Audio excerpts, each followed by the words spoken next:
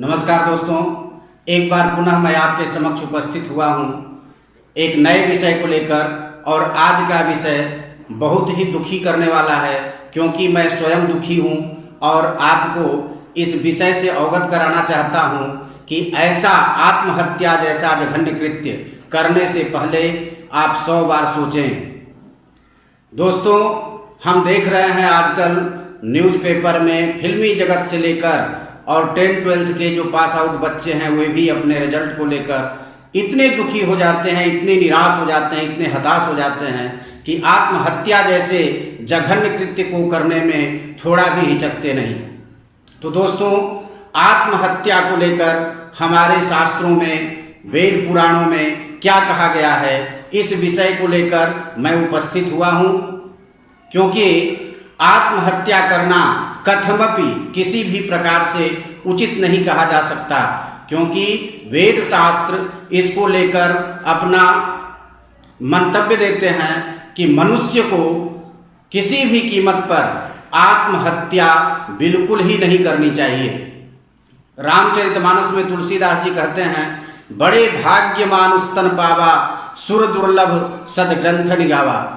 दोस्तों, हमारा जो यह मनुष्य शरीर है बहुत भाग्य से प्राप्त हुआ है। अनेकों जन्म के संचित पुण्य कर्म के फलस्वरूप हमें यह शरीर मिला है। तो इस शरीर को पाकर हमें भगवत भजन करना है, भक्ति की ओर बढ़ना है, ईश्वर की ओर बढ़ना है, न कि अपने आप को ही समाप्त कर लेना है। दोस्तों, सभी जीवों में परमात्मा ने मनुष्य को सर्वश्रेष्ठ जीव बनाया है। और एक बात और, श्रीमद् भगवद गीता भी कहती है कि ऐसे मनुष्य जो मनुष्य शरीर पाकर जो तपस्या करते हैं, भक्ति करते हैं, भगवत भजन करते हैं, किसी प्रकार उनकी मुक्ति नहीं हो पाती यदि, और मुक्ति प्राप्त होने के पहले ही उनका शरीर छूट जाता है, तो उनका जब दोबारा जन्म होता है तो गीता कहती है कि शुचीनाम श्रीमताम गेहे योग भ्रष्टो भिजायते। ऐसे जीव की उत्पत्ति शुचीनाम अर्थात पवित्र आत्मा के घर और श्रीमताम गेहे और धन और संपदा से संपन्न परिवार में उसका जन्म होता है। और इसलिए होता है कि जो त्रुटि रह गई, जो कमी रह गई, वह फिर से किसी भी प्रकार के अभाव में नहीं बल्कि समृद्धि में अपना जीवन बिताते हुए उस ईश्वर की ओर बढ़े और अपने लक्ष्य को प्राप्त कर ले। दोस्तों, दूसरी जगह भी ऐसे लोगों को सचेष्ट करते हुए गीता कहती है जो सुसाइड और आत्महत्या जैसे जघन्य कृत्य करते हैं। गीता कहती है, उद्धरेदात्मनात्मानं नात्मानमवसादयेत् आत्मैव ह्यात्मनो बंधु रात्मैव रिपुरात्मनः। अर्थात मनुष्य अपना सबसे बड़ा मित्र भी है और स्वयं का सबसे बड़ा शत्रु भी मनुष्य ही है और कोई नहीं। अर्थात हम अपना स्वयं सबसे बड़े मित्र हैं और सबसे बड़े शत्रु भी हम खुद हैं और कोई नहीं। इसलिए इस शरीर को पाने के बाद उद्धरेदात्मनात्मानं, अपनी आत्मा का उत्थान करना चाहिए। नात्मानमवसादये, न कि अपनी आत्मा का अधः पतन कर ले, आत्महत्या करके उसको नष्ट कर दे। ऐसा बिल्कुल नहीं करना चाहिए। उद्धरेदात्मनात्मानं नात्मानमवसादये। और अंत में कहा, आत्मैव ह्यात्मनो बंधु, हम अपना सबसे बड़े मित्र हैं और आत्मैव रिपुरात्मनः, और हम अपने सबसे बड़े शत्रु भी हैं। यदि हम अपना अर्थात अपनी आत्मा का उत्थान करते हैं, ईश्वर की ओर बढ़ते हैं, तो हम सबसे बड़े अपने मित्र हैं। और यदि अधः पतन की ओर जाते हैं, ईश्वर से दूर होते हैं, अपने शरीर का नाश कर लेते हैं, तो हम अपने सबसे बड़े शत्रु भी हैं। अन्यत्र एक उदाहरण मैं देना चाहूँगा। आप जानते हैं कि अष्टावक्र जब जनक की सभा में जाते हैं और वहाँ शास्त्रार्थ कर विद्वानों को पराजित कर देते हैं, तो प्रसन्न होकर जनक जी कहते हैं कि अष्टावक्र जी, आपसे मैं बहुत प्रसन्न हुआ हूँ और आप कुछ मांग लें। तो अष्टावक्र हंसते हुए कहते हैं कि भगवान यद वस्तु भवदीयम अस्ति तद अर्पय, जो वस्तु आपकी हो वह मुझे दे दीजिए। जनक कहते हैं ठीक है, धनम अर्पयामि, धन देता हूं। तो अष्टावक्र कहते हैं कि न धनम भवदीयम नास्ति, धन आपका नहीं है। तब किसका है? एतत् प्रजाया सकाशात् आगतम, यह प्रजा के पास से आया हुआ धन है, यह धन आपका नहीं है। तब जनक कहते हैं कि राज्यम समर्पयामि, मैं आपको राज्य समर्पित करता हूं। तो अष्टावक्र कहते हैं राज्यम भवदीयम नास्ति, राज्य भी आपका नहीं है। तब किसका है? एतत् वंश परंपराया प्राप्तम, यह तो आपको वंश की परंपरा से आपको मिला हुआ है, इसलिए यह आपका नहीं है। तब जनक कहते हैं शरीरम प्रयच्छामि, मैं आपको अपना शरीर दे रहा हूं। तो अष्टावक्र मना करते हैं कि शरीरम भवदीयम नास्ति, शरीर भी आपका नहीं है। तब किसका है? कहे कि आत्मा शरीरस्य अध्यक्ष न तु भवान, आत्मा शरीर का अध्यक्ष है, शरीर का मालिक है, वह जब तक चाहे इस शरीर में रहे और जब उसकी इच्छा हो तब वह चली जाए, इस पर किसी का कोई वश नहीं है। तो दोस्तों यहाँ ध्यान दीजिए, हमारे शरीर की जो मालिक है, शरीर का जो अध्यक्ष है, जो मुखिया है, वह आत्मा को कहा गया है। और हम जो आत्महत्या करते हैं, सुसाइड करते हैं, वह मन के बहकावे में आकर, मन कमजोर होने पर, मन पराजित होने पर हम आत्महत्या जैसे जघन्य कृत्य को करते हैं। अंत में जनक कहते हैं कि अष्टावक्र जी मनः समर्पयामि, मैं अपना मन आपको समर्पित करता हूं। अष्टावक्र कहते हैं एतदेव उचितम, तो कहने का अर्थ है कि मन हमारा है।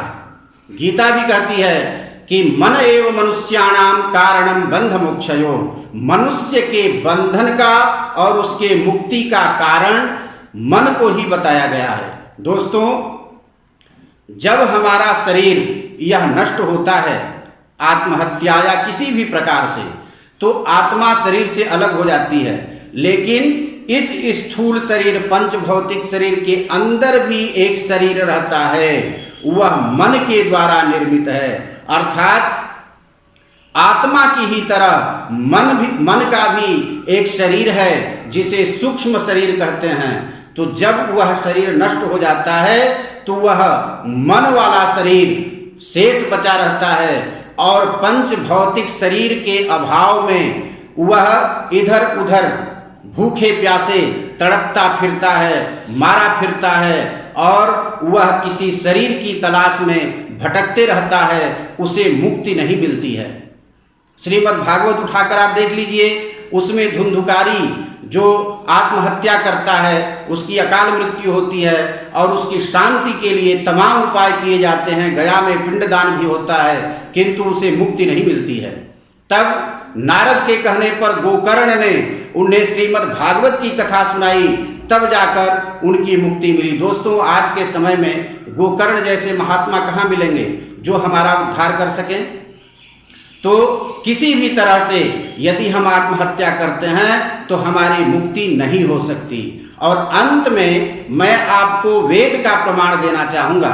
शुक्ल यजुर्वेद का 40वां अध्याय ईशावास्योपनिषद का 3रा मंत्र आप देख लीजिए कि यदि हम आत्महत्या करते हैं, सुसाइड करते हैं, तो हमारी क्या स्थिति होती है, वेद से बड़ा कोई प्रमाण नहीं हो सकता।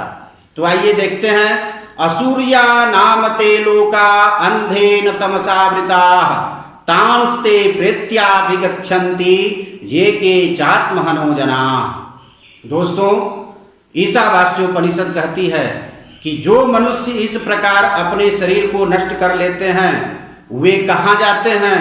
असूर्या नामते लोका, लोका अर्थात ऐसे स्थान को प्राप्त होते हैं जहां सूर्य की किरणें नहीं पहुंचती, जहां सूर्य नहीं होता, जहां अंधकार का साम्राज्य स्थापित होता है और उस अंधेरे में वह प्रेत आत्मा भटकती रहती है।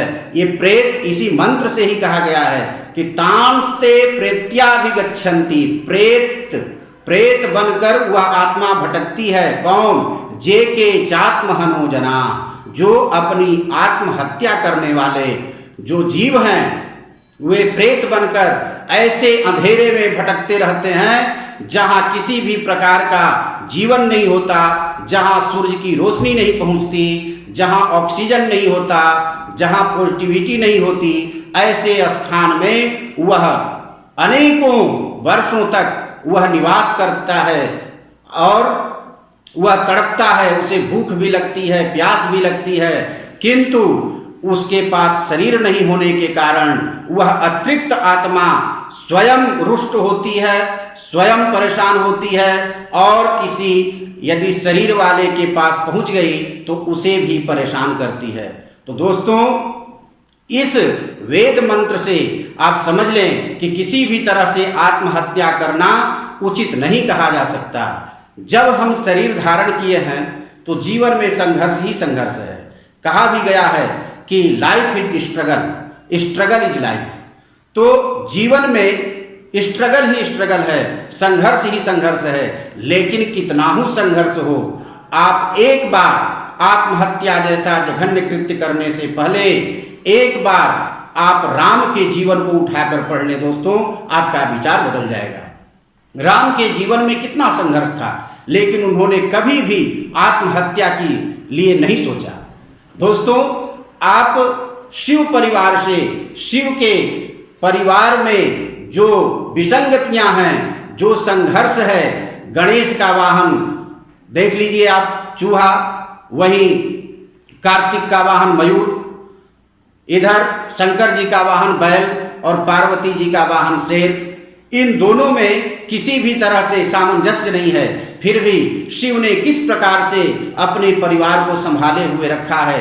तो इस प्रकार दोस्तों, शांत मन से अपना बौद्धिक स्थिति को मजबूत करके और किसी भी परेशानी को आने पर आप आत्महत्या जैसा कदम नहीं उठाएं और इस वीडियो को अधिक से अधिक लोगों तक पहुंचाएं ताकि इस प्रकार का कृत्य करने वाले लोग सावधान हों और किसी भी कीमत पर आत्महत्या जैसा कृत्य नहीं करना चाहिए। आप भूखे मर जाइए, किसी रोग से ग्रस्त होकर मर जाइए, वह ठीक है, उस शरीर की मुक्ति संभव है, किंतु यदि आप आत्महत्या करते हैं तो उस शरीर की मुक्ति कभी नहीं होती।